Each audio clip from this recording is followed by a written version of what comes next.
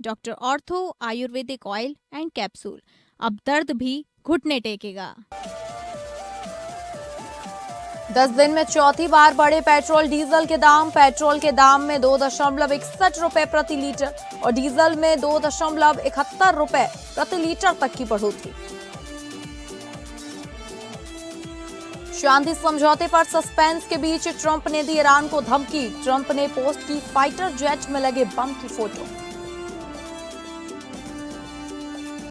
UP में अवैध खनन रोकने को बनेगी विशेष टास्क फोर्स। हर ब्लॉक के साप्ताहिक चौपाल, सार्वजनिक स्थानों पर कुर्बानी और प्रतिबंधित पशुओं की बलि की अनुमति नहीं। कानून व्यवस्था पर सीएम योगी का फैसला।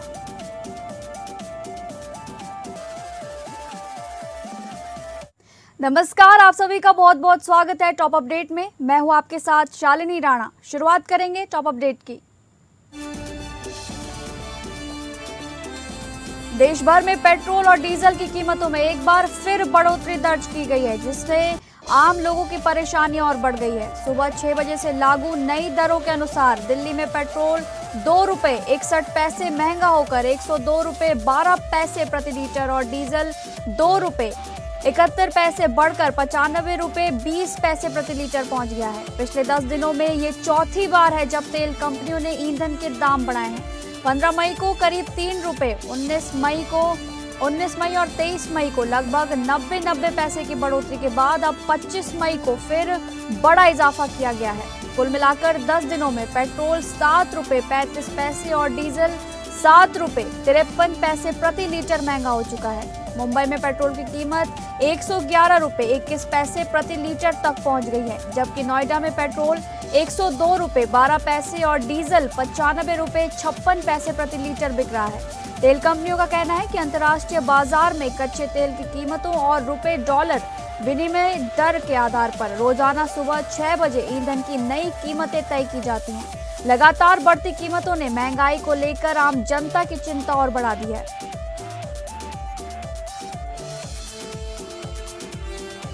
ईरान और अमेरिका के बीच संभावित परमाणु समझौते को लेकर जारी सस्पेंस के बीच अमेरिकी राष्ट्रपति डोनाल्ड ट्रंप की एक सोशल मीडिया पोस्ट ने वैश्विक हलकों में हलचल बढ़ा दी है।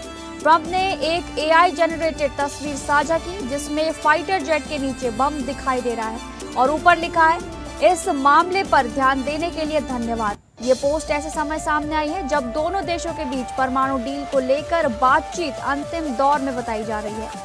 अमेरिकी विदेश मंत्री मार्को रूबियो ने हाल ही में संकेत दिए थे कि जल्द ही इस मामले में गुड न्यूज मिल सकती है। ट्रंप ने अपने बयान में कहा कि यदि ईरान से समझौता होता है तो वो ओबामा प्रशासन की डील जैसा नहीं होगा, बल्कि अमेरिका के हितों को ध्यान में रखकर किया जाएगा। उन्होंने दावा किया कि समझौते के कई बिंदुओं पर बातचीत हो चुकी है, हालांकि अभी अंतिम रूप दिया जाना बाकी है। दूसरी ओर ईरानी अधिकारियों ने भी वार्ता में प्रगति की पुष्टि की है और तस्नीम न्यूज एजेंसी के मुताबिक प्रस्तावित डील में क्षेत्रीय तनाव खत्म करने का रोड मैप शामिल है। माना जा रहा है कि ईरानी संपत्तियों को डीफ्रीज करने, लेबनान सीजफायर, हॉर्मुज़ स्ट्रेट और परमाणु कार्यक्रम जैसे मुद्दे अभी भी बातचीत के सबसे अहम और विवादित केंद्र बने हुए हैं।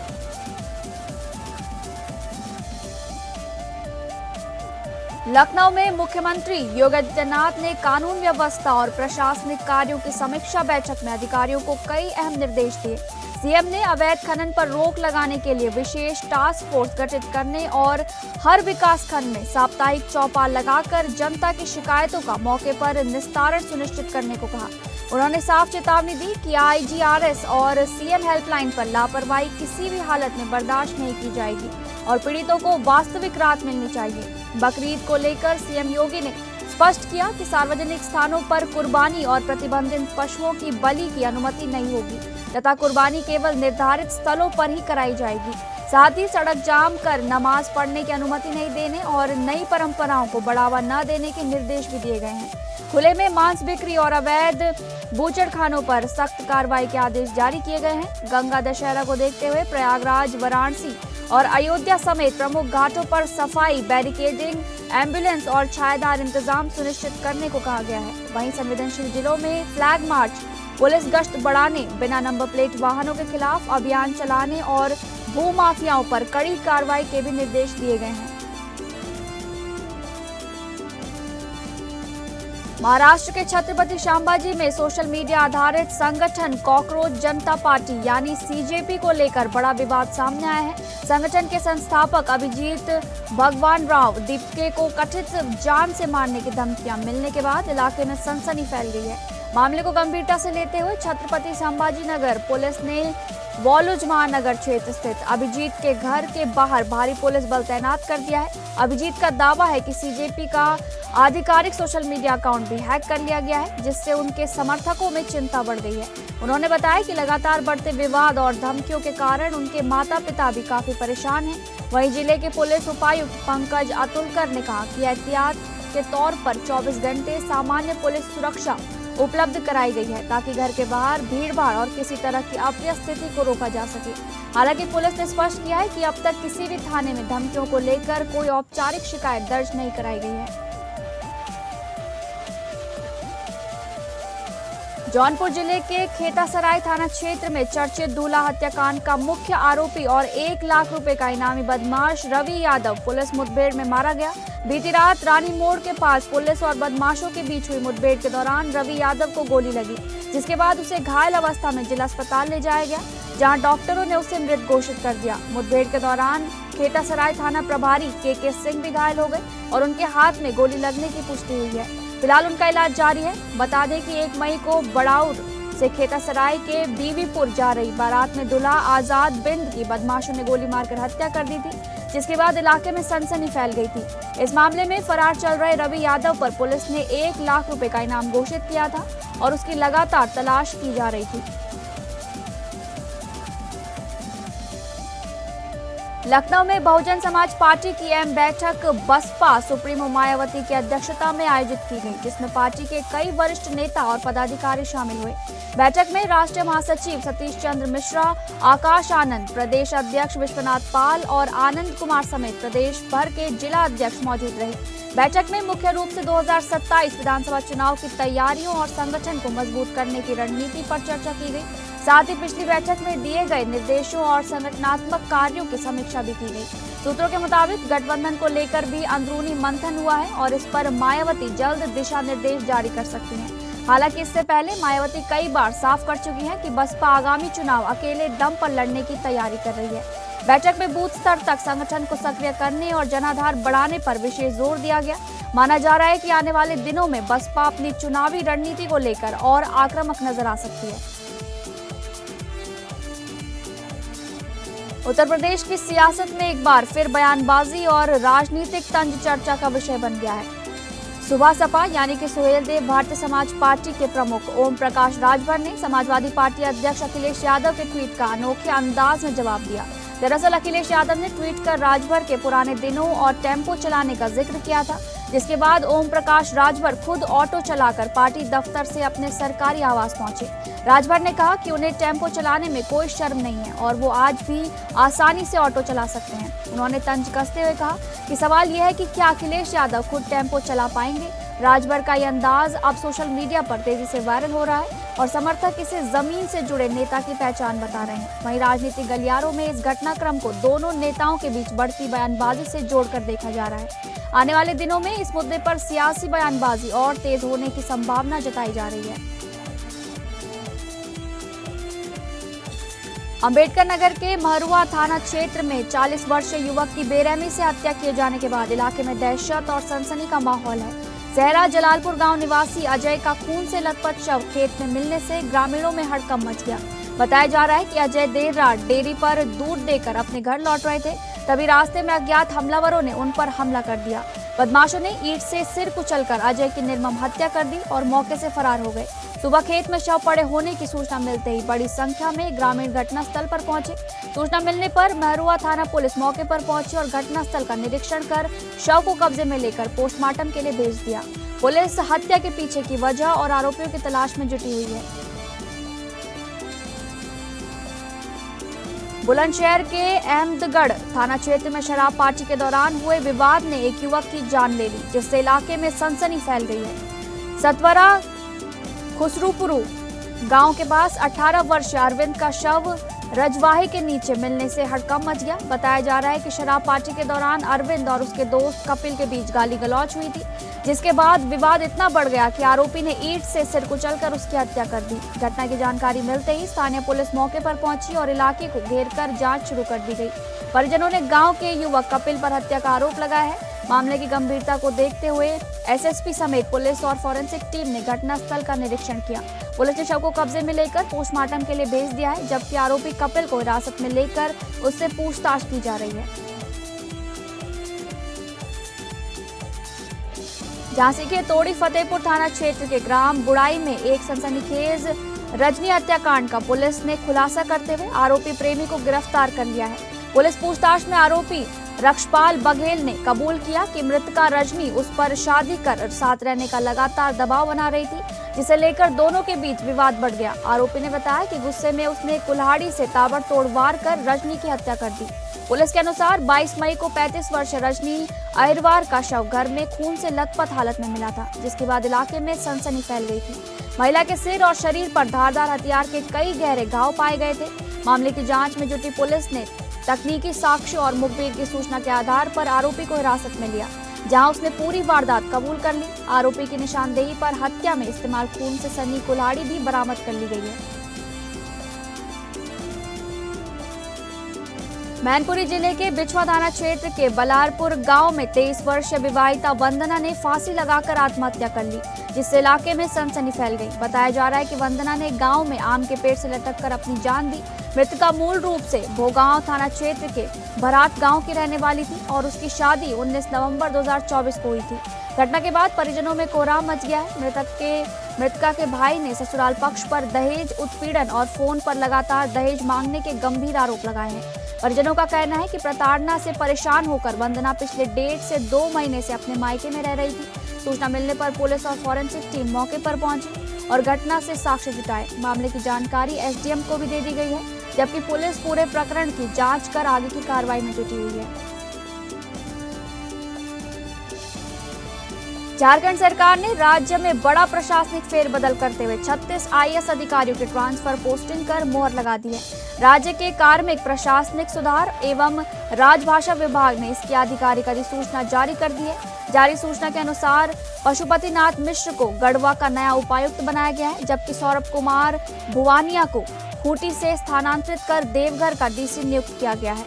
वहीं पलामू के उप विकास आयुक्त जावेद हुसैन को खूंटी का नया डीसी बनाया गया है। सरकार ने पद स्थापन की प्रतीक्षा कर रहे 12 आईएएस अधिकारियों को भी नई जिम्मेदारियां सौंपी हैं। अयोध्या जनपद के कलंदर थाना क्षेत्र में अवैध खनन का कारोबार लगातार बढ़ता जा रहा है, जिससे स्थानीय लोगों में भारी नाराजगी है। ग्रामीणों का आरोप है कि शाम ढलते ही मिट्टी से लदे डंपरों का संचालन शुरू हो जाता है और पूरी रात सड़कों पर बेखौफ भारी वाहन दौड़ते रहते हैं। लेप्रोसी मिशन हॉस्पिटल से लेकर रोडवेज वर्कशॉप मधुपुर, बलिया, गोवा गांव, नेपुरा नहर और भरतकुंड तक अवैध मिट्टी खनन और परिवहन खुलेआम जारी है। हैरानी की बात यह है कि वर्कशॉप चौराहे के पास 112 पुलिस पिकेट मौजूद होने के बावजूद कार्रवाई नहीं हो रही है।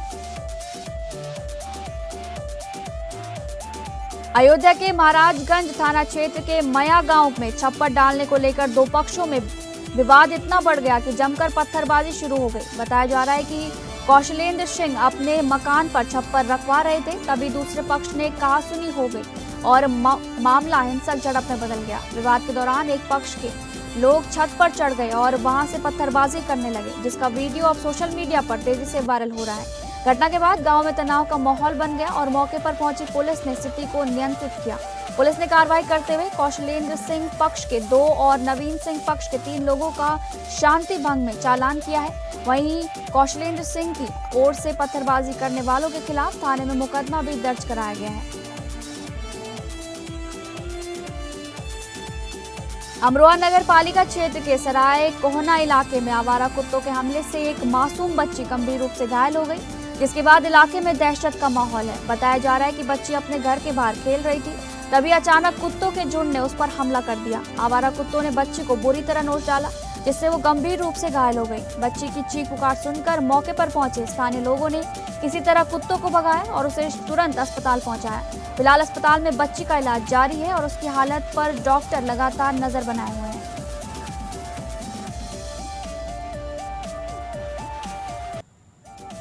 बदायूं के सिविल लाइन थाना क्षेत्र स्थित दातागंज तिराहे पर यातायात पुलिस और कार सवारों के बीच जमकर हंगामा देखने को मिला। मुरादाबाद नंबर की एक इको कार में 3 युवक और 4 महिलाएं सवार थीं, जिनमें 2 महिलाएं गाड़ी में लेटी हुई थी। कार चालक ने मीरासराय जाने का रास्ता पूछा तो ड्यूटी पर तैनात यातायात पुलिस कर्मियों ने गाड़ी में लगी गैस किट और कागजात को लेकर पूछताछ शुरू कर दी।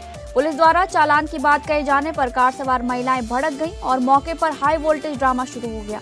महिलाओं ने आरोप लगाया कि वे मातम में शामिल होने जा रहे हैं और पुलिस उनसे अवैध वसूली की मांग कर रही है। इस दौरान महिलाओं ने एक पुलिसकर्मी का मोबाइल छीन लिया और धक्का मुक्की भी की, जिससे मौके पर भारी भीड़ जुट गई। सूचना मिलते ही जवाहरपुर चौकी प्रभारी अनंत अमेरिया मौके पर पहुंचे और सभी को समझाकर चौकी ले गए। चौकी पहुंचने के बाद भी महिलाओं ने हंगामा जारी रखा, लेकिन मुकदमा दर्ज कर जेल भेजने की चेतावनी मिलते ही सभी शांत हो गए और वहां से निकल गए। घटना के बाद पुलिस ने राहत की सांस ली, जबकि पूरे मामले की चर्चा इलाके में बनी हुई है। उत्तर प्रदेश के बुलंदशहर में रिश्तों को शर्मसार कर देने वाली सनसनीखेज डबल मर्डर की वारदात सामने आई है। खुर्जा जंक्शन पुलिस चौकी क्षेत्र के कलंदरगढ़ी गांव में मोमीन नाम के युवक ने कथित अवैध संबंधों के शक में अपनी पत्नी सना और पिता रियाजुद्दीन को गोली मार दी। गोली लगने से दोनों गंभीर रूप से घायल हो गए, जिन्हें आनंद फानंद में अस्पताल पहुंचाया गया, जहां डॉक्टरों ने उन्हें मृत घोषित कर दिया। घटना के बाद पूरे गांव में दहशत और सन्नाटा फैल गया। हैरानी की बात यह रही कि वारदात को अंजाम देने के बाद आरोपी बेटे ने खुद पुलिस को फोन कर घटना की जानकारी दी। सूचना मिलते ही भारी पुलिस बल मौके पर पहुंचा और जांच शुरू कर दी गई। पुलिस ने आरोपी मोमीन को हिरासत में लेकर उससे पूछताछ शुरू कर दी है। शुरुआती जांच में मामला पारिवारिक विवाद और कथित अवैध संबंधों के शक से जुड़ा बताया जा रहा है।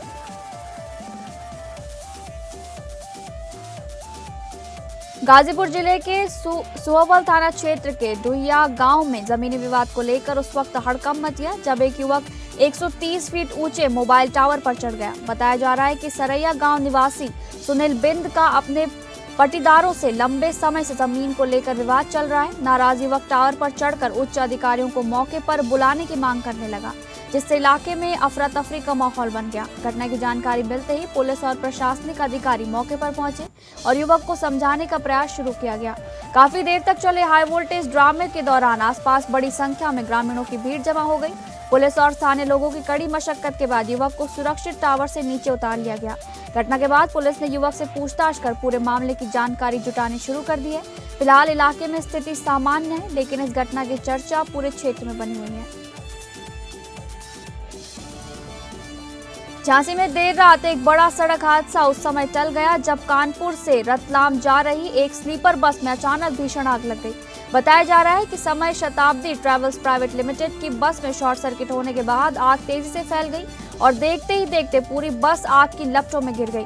घटना झांसी के सीपरी बाजार थाना क्षेत्र स्थित नंदनपुरा शमशान घाट के पास की बताई जा रही है। बस में करीब 20 यात्री सवार थे, जिन्हें चालक और परिचालक की सूझबूझ से समय रहते सुरक्षित बाहर निकाल लिया गया। आग इतनी भयावह थी कि कुछ ही देर में पूरी बस जलकर खाक हो गई। घटना की सूचना मिलते ही पुलिस और दमकल विभाग की टीम मौके पर पहुंची और कड़ी मशक्कत के बाद आग पर काबू पाया गया। रात की बात यह रही कि इस हादसे में किसी यात्री की जान नहीं गई, हालांकि यात्रियों का सामान जलकर राख हो गया। फिलहाल पुलिस पूरे मामले की जांच कर आग लगने के कारणों का पता लगाने में जुटी हुई है। कानपुर कमिश्नरेट के पश्चिमी जोन में ज्येष्ठ गंगा दशहरा पर्व को लेकर पुलिस प्रशासन पूरी तरह अलर्ट मोड में नजर आया। रविवार देर रात डीसीपी पश्चिम एसएम कासिम आबिदी ने बिट्ठूर क्षेत्र के पत्थर घाट, बरादरी घाट, तुलसी घाट और ब्रह्मवर्त घाट समेत कई गंगा घाटों का निरीक्षण कर सुरक्षा व्यवस्थाओं का जायजा लिया।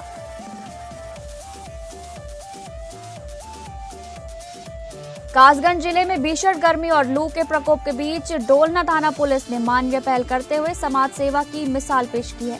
थाना प्रभारी जगदीश चंद्र राजपूत ने अपने पुलिस स्टाफ के साथ सड़क पर खड़े होकर राहगीरों, वाहन चालकों और यात्रियों को ठंडा शरबत पिलाकर राहत पहुंचाई। थाना परिसर के पास लगाए गए शरबत वितरण कैंप में बड़ी संख्या में लोगों ने शरबत पीकर गर्मी से राहत महसूस की। हिंदी सिनेमा के दिग्गज अभिनेता धर्मेंद्र को मरणोपरांत पद्म विभूषण से सम्मानित किया जाएगा, जिसे उनकी पत्नी और अभिनेत्री हेमा मालिनी आज राष्ट्रपति भवन में ग्रहण करेंगी। राष्ट्रपति द्रौपदी मुर्मू सोमवार को आयोजित समारोह के विभिन्न क्षेत्रों की 66 हस्तियों को पद्म पुरस्कार प्रदान करेंगी। सरकार ने 25 जनवरी को 131 प्रतिष्ठित हस्तियों को सम्मानित किए जाने की घोषणा की थी, जिसमें धर्मेंद्र का नाम भी शामिल था। मीडिया रिपोर्ट्स के मुताबिक हेमा मालिनी इस खास मौके के लिए दिल्ली पहुंच चुकी हैं और उन्होंने इसे परिवार के लिए बेहद भावुक पल बताया है।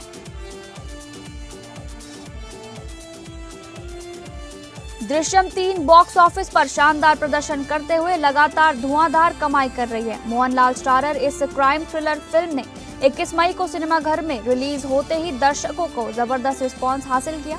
फिल्म ने पहले दिन 15 करोड़ 85 लाख रुपए की शानदार ओपनिंग ली, जबकि शुक्रवार को 11 करोड़ 5 लाख और शनिवार को 13 करोड़ 70 लाख रुपए का कारोबार किया। वही वीकेंड पर फिल्म ने करीब 13 करोड़ 95 लाख रुपए की कमाई करते हुए घरेलू बॉक्स ऑफिस पर कुल नेट कलेक्शन 54 करोड़ 55 लाख रुपए तक पहुंचा दिया है। फिल्म का India gross collection 63 crore 34 lakh रुपए बताया जा रहा है। सिर्फ भारत ही नहीं बल्कि दुनिया भर में भी फिल्म को शानदार रिस्पांस मिल रहा है।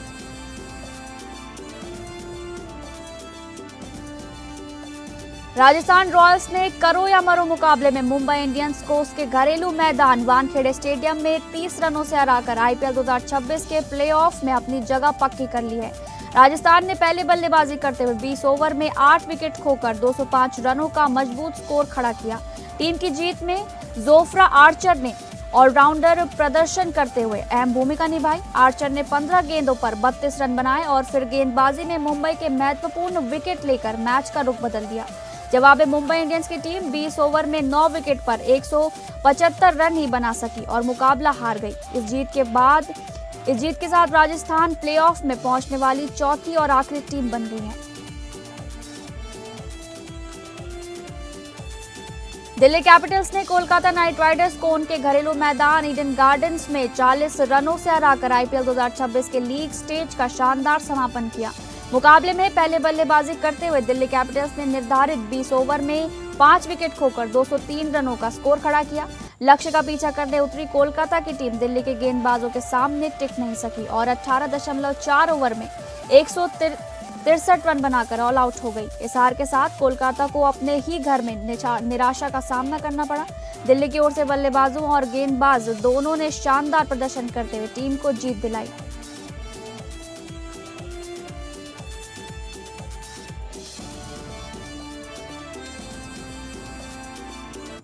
फिलहाल टॉप अपडेट में बस इतना ही। नमस्कार।